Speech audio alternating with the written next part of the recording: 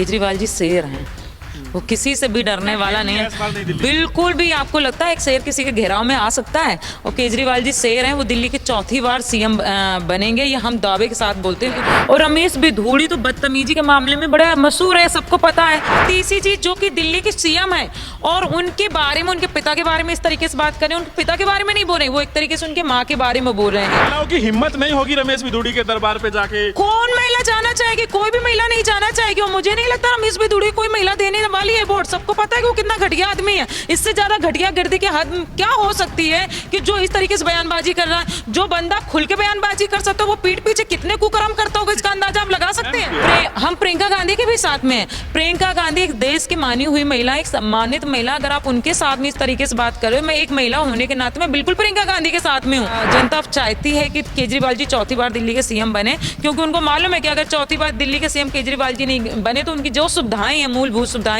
वो सारी खत्म हो जाएंगी। तो मुझे लगता है बीजेपी में जितनी भी महिलाएं काम कर रही हैं, बीजेपी में जो कार्यकर्ता हैं या जो विधायक है या सांसद हैं, कोई भी महिला सेफ नहीं है। आप जो चुनाव की जो प्रक्रिया है, आपको उस पर भरोसा है?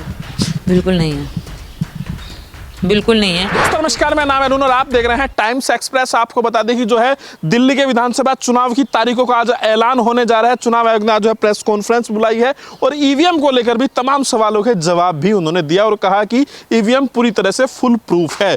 आज जो है दिल्ली चुनाव को लेकर बातचीत करेंगे। मेरे साथ जो है सारिका चौधरी है, दिल्ली महिला विंग की जो है प्रदेश अध्यक्ष है और पार्षद भी है। मैम से बातचीत करते हैं दिल्ली विधानसभा चुनाव को लेकर। मैम किस तरह से देखते हैं और जो चुनाव में जो मुद्दे हैं जो निकल कर आ रहे हैं, जिस तरह की बयानबाजी हो रही है, उन सारे मुद्दों को लेकर बातचीत करेंगे और आम आदमी पार्टी की किस तरह की तैयारी है दिल्ली चुनाव को लेकर, उसको लेकर बातचीत करते हैं। मैम आपका स्वागत है times express. Thank you so much. हम लोग कैसे देख रहे हैं दिल्ली चुनाव को लेकर, कितनी तैयार है आम आदमी पार्टी? देखिए, हम ना आम आदमी पार्टी का ये सिर्फ चुनाव है तो अभी आप कह रहे हैं तैयारी कैसी है, हम हमेशा तैयारी में रहते हैं। और मैं जिस एरिया के काउंसलर हूँ, लेकिन आज तक मुझे कभी फील नहीं हुआ, दरियागंज की मैं काउंसलर हूँ, मुझे कभी फील नहीं हुआ है कि मैं उस एरिया काउंसलर हूँ। मुझे हमेशा लगता है मैं चुनाव तैयारी में ही चल रही हूँ। जब मैं कभी सदन के अंदर जाती हूँ तब मुझे फील होता है जी हाँ मैं काउंसलर हूँ। तो हम लोग हमेशा ही काम में रहते हैं। हम लोगों का ऐसा नहीं है कि जी चुनाव का बाहर आ गया तो आप 1-2 महीने के लिए आप फुल अच्छी तरीके से काम कर रहे हैं और 5 साल आप लोग घरों में बैठे रहो। हमारा पूरे टाइम मतलब हमेशा हमारा काम चलता रहे, कोई ना कोई एक्टिविटी हमारी चलती रहती है। बीजेपी को लेकर की बीजेपी भी जो है पूरी तरह से चुनावी मोड में रहती है, तो कहीं ना कहीं देश में चुनाव चलते रहता है। प्रधानमंत्री मोदी जी की रैली पूरे देश भर में चलती रहती है चुनाव को लेकर, और दिल्ली में भी वो आए, 2 रैली वो कर चुके हैं। देश में देखो क्या चल रहा है हमें नहीं पता, लेकिन दिल्ली में उनका कुछ भी नहीं है ये हमें अच्छे से पता है। क्योंकि अब मोदी जी कितनी रैली कर ले उससे कोई फर्क नहीं पड़ने वाला है। आप दिल्ली में कितने सालों से आप दिल्ली के अंदर नहीं है, आप हमेशा केजरीवाल जी को टारगेट करते हैं, हमेशा उनको काम करने में प्रॉब्लम क्रिएट करते हैं। लेकिन उसके बावजूद भी केजरीवाल जी दिल्ली के सीएम हैं और दिल्ली के चौथी बार सीएम बनने जा रहे हैं। केजरीवाल जी जो भी काम करने के लिए जाते हैं बीजेपी हमेशा उसमें विरोध करती है। केजरीवाल जी जो भी योजनाओं को लेके आते हैं ये कहते हैं जी चुनावी जुमला है। अब ये बताइए 2100 रुपया की जो घोषणा केजरीवाल जी ने की, इससे दिल्ली की महिलाएं कितनी ज्यादा खुश हैं। और ऐसी महिलाएं उसमें खुश हैं जिनके पति उनको खर्चा नहीं देते हैं। बहुत सारी महिलाएं अपने बच्चों को पढ़ाना चाहती हैं, उनके बच्चों को आने जाने का उनका किराया हो जाएगा। बहुत सारी बच्चों के कोचिंग में आने जाने का उनका मेट्रो का किराया हो जाएगा। बहुत सारी महिलाओं को राशन पानी नहीं होता, उनका राशन पानी के लिए वो पैसा हो जाएगा। तो बहुत फायदे में दिल्ली की महिलाएं हैं और दिल्ली की महिलाएं 70% केजरीवाल जी को वोट करने जा रही हैं। लेकिन मैम जो एक मामला सामने आया निकल के, जो दिल्ली की जो मुख्यमंत्री है आतिशी सिंह जी, उनको लेकर एक बयान आया जो उनके सामने चुनाव लड़ रहे हैं कालका जी से, बीजेपी के पूर्व सांसद रमेश बिधूड़ी। उन्होंने कहा कि आतिशी ने तो अपना बाप ही बदल लिया। तो इस तरह की भाषा एक महिला के लिए, महिला मुख्यमंत्री के लिए। दूसरी तरफ मोदी जी जो है महिला आरक्षण की बात भी करते हैं।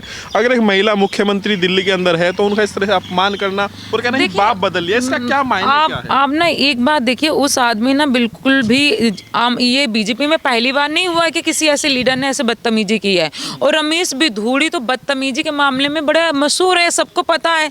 सदन के अंदर उन्होंने जिस तरीके से लोकसभा के अंदर जिस तरीके से मुल्ला बोला, पता नहीं क्या क्या बोला था MP साहब को, और उसके बाद में उन्होंने उस दिन भी अभी 2-3 दिन पहले उनका बयान आया था और उन्होंने बोला प्रियंका गांधी जी के बारे में बोला, देश की जो इतनी महान महिला, आप उनके बारे में ऐसा बोल रहे हो तो आप अपने एरिया के, अपने क्षेत्र की महिलाओं के साथ में, बच्चियों के साथ में किस तरीके से देखते होंगे।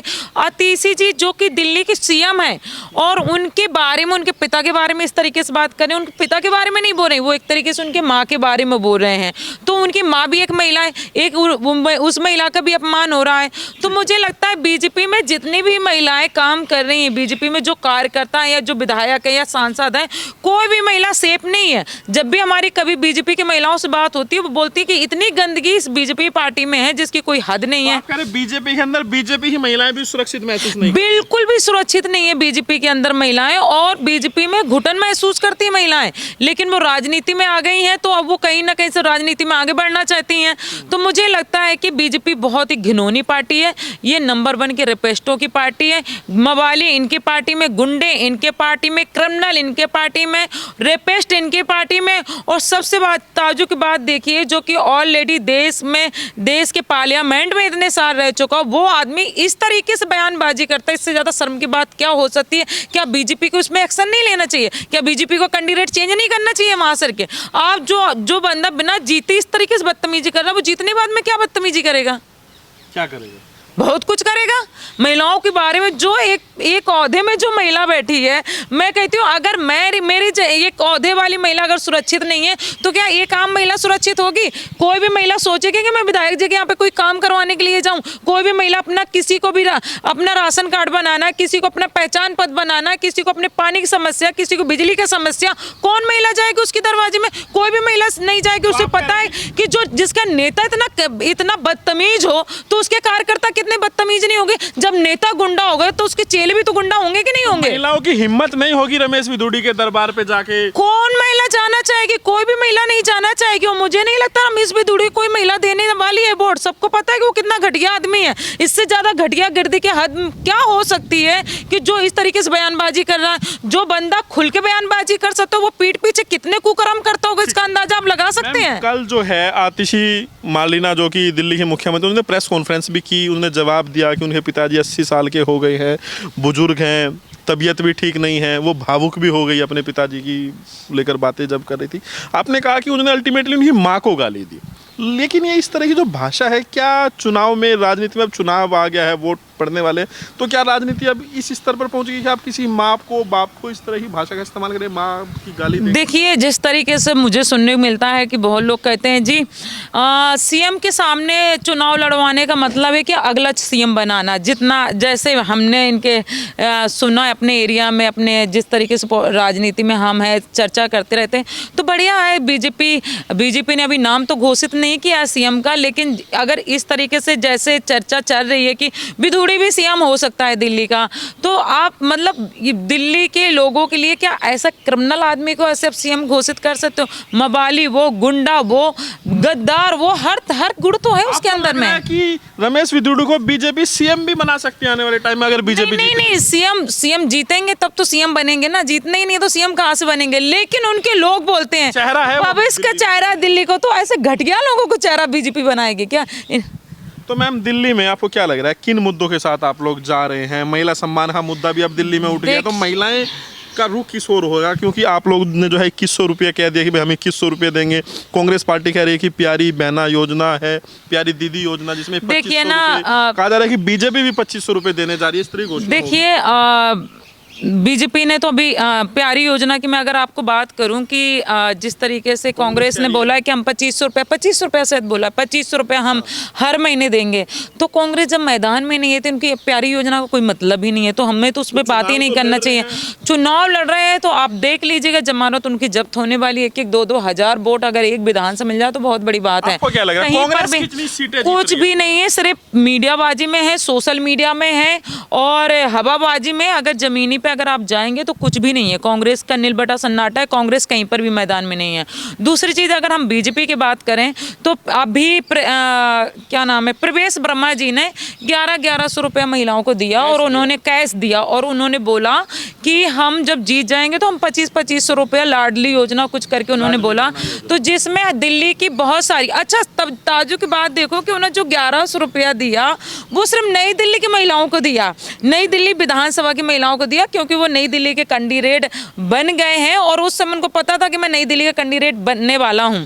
तो वो 1100 रुपया उन्होंने सिर्फ नई दिल्ली, उनके आधार कार्ड देखे, उनके वोटर कार्ड देखे, जो महिला वहां की वोटर नहीं उसको उन्होंने पैसा नहीं दिया है। तो दिल्ली की भी महिलाएं भी तो दिल्ली की, मुझे लगता है जब वो 1100 रुपया दे रहे हैं, इतने पैसे वाले लोग, इतने करोड़पति लोग हैं, तो पूरी दिल्ली की महिलाओं को देना भाई, एक जगह की महिलाओं को क्यों दे रहे हैं? विधानसभा में मैं खुद गया कवर करने के लिए कहीं झुग्गी झोपड़ी में, वहां पे महिलाएं, उन्हें ये भी कहा कि 1100 रुपये मिले हैं, लेकिन जो मुस्लिम महिलाएं हैं उनको भगा दिया गया। इसमें भी भेदभाव हुआ कि भाई मुसलमानों को नहीं देंगे। अब देखिए, बीजेपी तो जाहिर सी बात है हिंदुत्व की बात करती है, मुझे लगता है ये बहुत गलत बात है, क्योंकि भारत, अगर आप भारत को एक सोने की चिड़िया बोलते तो यहाँ पे सबको सम्मान करने की बात आपको करनी चाहिए। अभी आप देखोगे ना, बांग्लादेशी बहुत सारे लोग जो बांग्लादेश से यहाँ पर आके काफ़ी टाइम से बसे हुए हैं, उनके पीछे ये लोग पड़ गए हैं और ये एलिगे और उल्टे सीधे उनके बारे में बोल रहे हैं, उनकी चेकिंग वेकिंग पता नहीं क्या क्या सेंट्रल गवर्नमेंट करवा रही है। लेकिन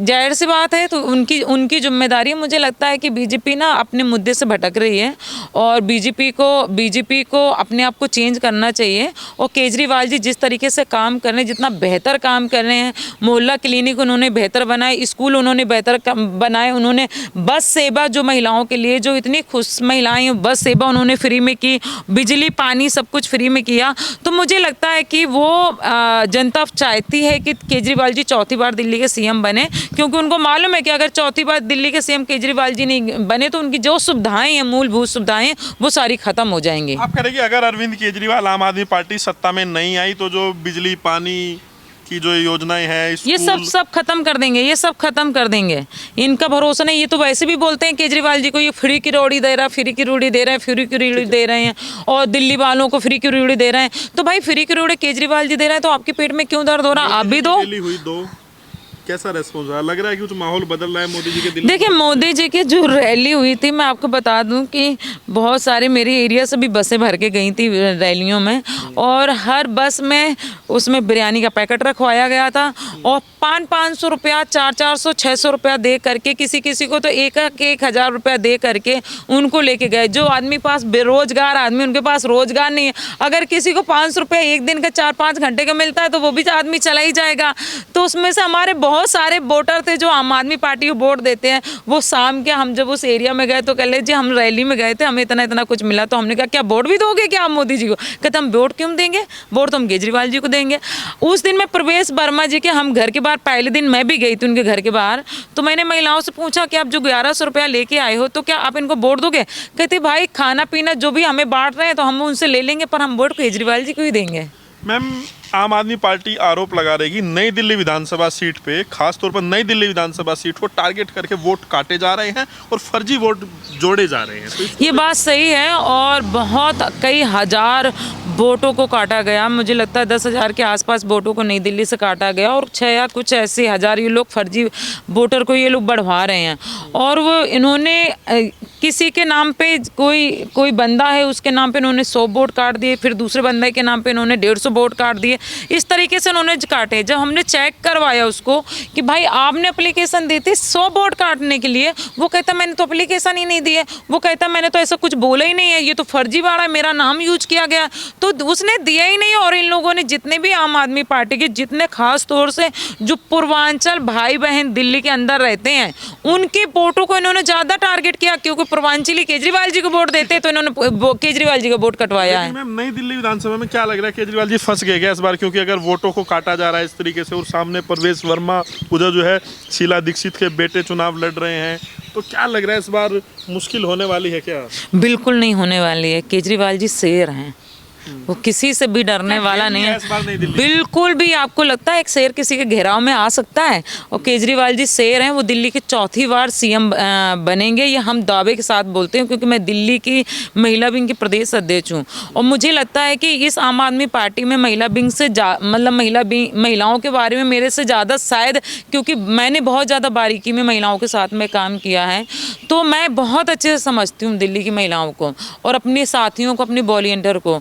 तो हम जिस एरिया में भी जाते हैं 70% दिल्ली की महिलाएं केजरीवाल जी को वोट देने जा रही हैं और वो बहुत ज़्यादा खुश है केजरीवाल जी से। और आप कल मैं आपको एक वीडियो दिखा दूंगी, मैं कल एक एरिया में थी, वो कहती जी हमें किसी भी नहीं चाहिए, हमें कुछ भी नहीं चाहिए, हमें बस केजरीवाल चाहिए, हमें अपना भाई चाहिए।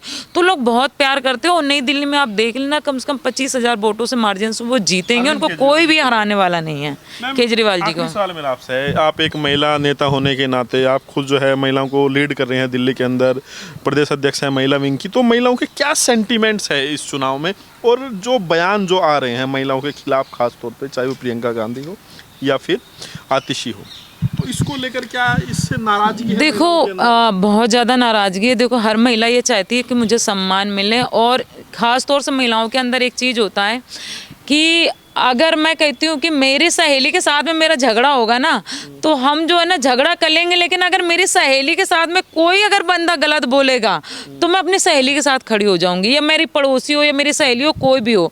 तो वही राजनीति में अगर किसी भी महिला के साथ में अगर कोई अभद्र व्यवहार करता है, हम प्रियंका गांधी के भी साथ में हैं। प्रियंका गांधी एक देश की मानी हुई महिला, एक सम्मानित महिला, अगर आप उनके साथ में इस तरीके से बात कर रहे हो, मैं एक महिला होने के नाते मैं बिल्कुल प्रियंका गांधी के साथ में हूँ कि प्रियंका गांधी के साथ में इन्होंने बहुत गलत किया। आतिशी के साथ हैं क्योंकि नहीं, आपकी पार्टी देखिए महिलाओं के, महिला किसी भी दल में हो, अगर किसी बीजेपी की महिला के साथ में कुछ गलत होता तो हम उसका भी साथ देंगे।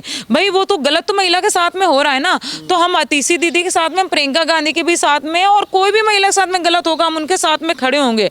तो महिला का सम्मान सबसे पहले पॉलिटिक्स बात के हैं। तो अगर क्या रमेश विधुड़ी को माफी मांगनी चाहिए इसके लिए, क्योंकि उन्होंने माफी नहीं मांगी, उन्होंने कहा कि मैंने बयान दे दिया है, मेरा ट्वीट पढ़ लीजिए। उनसे जब पूछा गया कि आप माफी मांगेंगे तो माफी, उस जैसे मतलब उस जैसे बिगड़ेले आदमी से ना कोई भी बंदा माफी की उम्मीद भी नहीं करता, और ना वो मांगने वाला है।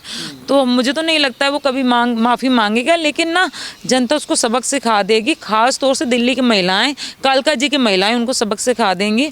और आतिशी जी एक महिला कैंडिडेट हैं और महिला विधायक हैं और महिला सीएम है, सॉरी दिल्ली के सीएम हैं। तो वहाँ की महिलाएं आतिशी जी को बहुत पसंद करती हैं, तो जाहिर सी बात है वो आतिशी जी को वोट देंगी। क्योंकि कालका जी से आतिशी है, उनके सामने अलका लांबा चुनाव लड़ रही हैं, आपकी पार्टी में पहले रही, विधायक रही, कांग्रेस की कद्दावर नेता है, और अरविंद केजरीवाल और आतिशी को क्या मतलब घेरा जा रहा है, क्या मतलब मुश्किल है क्या इन दोनों सीटों पे? क्योंकि जिस तरह कैंडिडेट, देखिए ना, मैं आपको बता रही हूँ कि कांग्रेस तो कहीं है ही नहीं मैदान में। जब कांग्रेस है ही नहीं है तो अलका लांबा जी कहाँ से लड़ पाएंगे चुनाव? तो जाहिर सी बात है घूम फिर के आतिशी दीदी बनेंगी ना वहाँ की एमएलए। तो आतिशी जी को ही लोग चॉइस करेंगे, दिल्ली के सीएम हैं और एक बेहतर चेहरा, एक पढ़ाई लिखा चेहरा है। कितनी सीटों पर आम आदमी पार्टी आज की तारीख में कह सकती है, जब आज चुनाव की तारीखों का ऐलान होने जा रहा है, कितनी सीटों पर आम आदमी पार्टी दावा कर? देखिए हम लोग ना 60 से 65 सीटें तो हमें लगता है कि हम अच्छे से निकाल जाएंगे। और जाहिर सी बात है, देखिएगा जब चुनाव एकदम पलटेगा, अभी आप कुछ भी बोलते रहे, आज चुनाव आयोग का नोटिफिकेशन आ जाएगा, और जब चुनाव पलटेगा ना और एकदम के माहौल बनेगा ना, तो 60 से 65 सीटें तक हम ले जाएंगे। ठीक है, एक छोटा सवाल उसके बाद क्लोज करेंगे। मैम, आज जो है चुनाव आयोग ने ईवीएम को लेकर भी सफाई दी और ये भी कहा कि भाई अगर कई बार आरोप लगाया जाता है कि वोट बढ़ गई, काउंटिंग को लेकर जो सवाल उठाया जाता है उसको लेकर जवाब दिया, तो क्या आप जो चुनाव की जो प्रक्रिया है आपको उस पर भरोसा है? बिल्कुल नहीं है, बिल्कुल नहीं है। क्योंकि ये देश में ना वो आदमी कहता है ना, मोदी है तो सब कुछ है, क्या बोलते हैं कहावत कुछ ऐसे, मोदी है तो मुमकिन है। तो ये जब आदमी ना, ये किसी हद तक जा सकते हैं, इससे कोई भी उम्मीद की जा सकती है। ये आदमी हर चीज़ का यूज करता है, वो चाहे आप ईवीएम की बात कर लो, चाहे चुनाव आयोग की बात कर लो, आप चाहे आप सीबीआई की बात कर लो, चाहे आप इसकी ईडी की बात कर लो, ये हर चीज़ का यूज करता है, हर चीज़ का दुरुपयोग करना नहीं है। हम निपटने वाले तो है नहीं, हम इनको ना मात देंगे और बहुत अच्छे से मात देंगे। और ये जहाँ पर भी गड़बड़ करेंगे, हम पूरी तरीके से इनसे लड़ाई करने के लिए तैयार हैं, हम पूरे फाइट करने के मूड में हैं और अच्छे से हम चुनाव को लड़ेंगे। चौथी बार केजरीवाल जी को सीएम। केजरीवाल कह रहे हैं फिर से जो है रेड वगैरह होने वाली है। देखिए इनको कि ये कितने भी रेट करते रहे, इनको मिलना तो कुछ है नहीं। इनको पहले भी कुछ नहीं मिला, इनको अब भी कुछ नहीं मिलना है। आपने हमारे नेता को इतने महीने तक जेल के अंदर डाला, आपने संजय सिंह जी को जेल के अंदर डाला, आपने मनीष सिसोदिया जी को जेल के अंदर डाला, आपने विजय नायर जी को जेल के अंदर डाला, आपने सत्येंद्र जैन जी को जेल के अंदर डाला, आपने वैभव कुमार को जेल के अंदर डाला, लेकिन आपको मिला क्या? कोई मिला क्या? नहीं मिला ना, कुछ भी नहीं मिला ना। सरकार बन जाएगी इस बार? सरकार फुल बहुमत में बनाएंगे हम। चलिए, तो ये थी मेरे साथ सारिका चौधरी जी, आम आदमी पार्टी की महिला नेता है, महिला विंग की जो है प्रदेश अध्यक्ष में, जिन्होंने खुलकर जो है महिलाओं के मुद्दे पर अपनी बातचीत रखी और साथ ही साथ दिल्ली में जो चुनाव होने वाला और जिस तरह की जो बयानबाजी है, खास तौर से जो बीजेपी के नेता है रमेश विधुड़ी, उस पर जो है इन्होंने अपनी आपत्ति दर्ज कराई। आपकी क्या राय है हमें जरूर बताइए, वीडियो को लाइक कीजिए, शेयर कीजिए, टाइम्स एक्सप्रेस को सब्सक्राइब कीजिए।